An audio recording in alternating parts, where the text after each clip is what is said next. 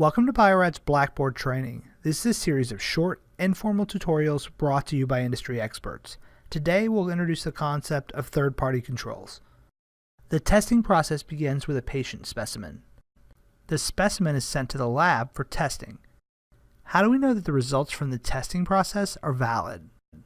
While running patient samples, labs also run samples of a known value. These are commonly called controls or QC. Controls allow the laboratory to monitor its testing systems and eliminate errors that would impact patient results. For controls to work correctly, they must act like a patient sample. For example, a blood control must be in a blood-like material. This is the same when testing spinal fluid, urine, or whole blood. Controls are shipped in liquid, freeze-dried forms, frozen, refrigerated, or at ambient temperature. Controls are manufactured as a result of one set of operations, known as production. Each production run has some variability, so it's assigned a unique lot number. Concentrations of analytes can vary from lot to lot.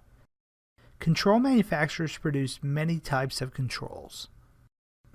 Some controls are assayed, meaning that the values are published for all instruments. Assayed controls only give the lab initial target values. They must determine their own values by performing parallel testing on their new and old lots. Unassayed means that the values are not published.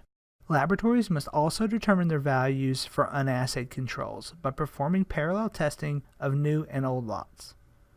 Another way to categorize controls is quantitative or qualitative.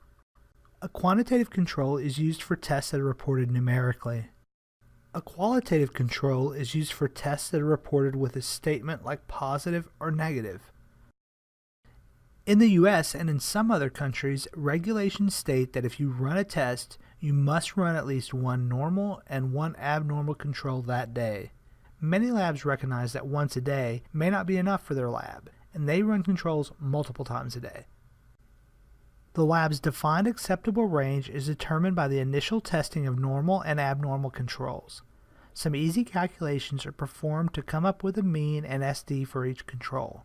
SDs, or standard deviations, sound complicated, but if you review our Blackboard videos on statistics, you'll find that they're really quite simple.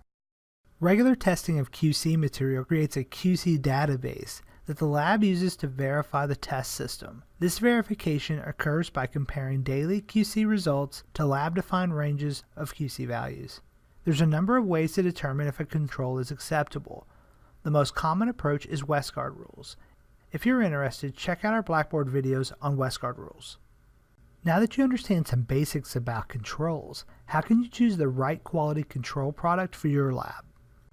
One consideration is shelf life. When buying a quality control product, it's important to know how much you'll use each day.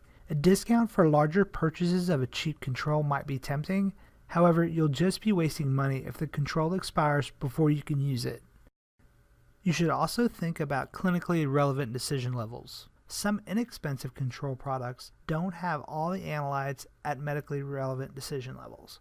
The price is lower, but the product provides less or no value.